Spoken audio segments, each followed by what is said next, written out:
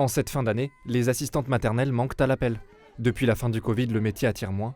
Difficile pour Laetitia de faire garder ses 2 enfants.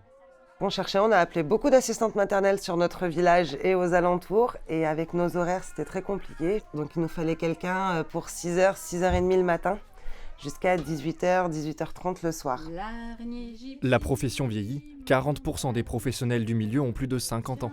Mais second problème, le manque de place dans les établissements d'accueil, il faut donc s'adapter. Parfois, il est un peu difficile de mettre une limite entre l'accueil professionnel et l'accueil familial. La réflexion doit être vraiment familiale parce qu'elle concerne toute la famille du lieu.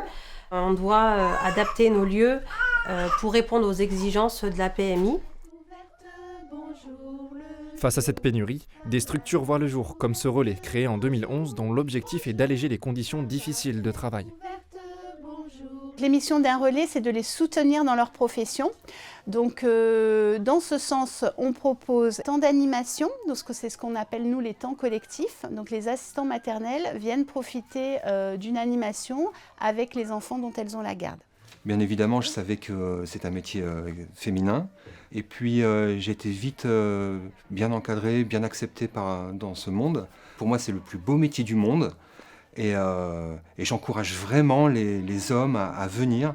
Pour ce professionnel, bonne nouvelle, le gouvernement Borne doit lancer au printemps 2023 une nouvelle campagne. Objectif, valoriser les métiers de la petite enfance.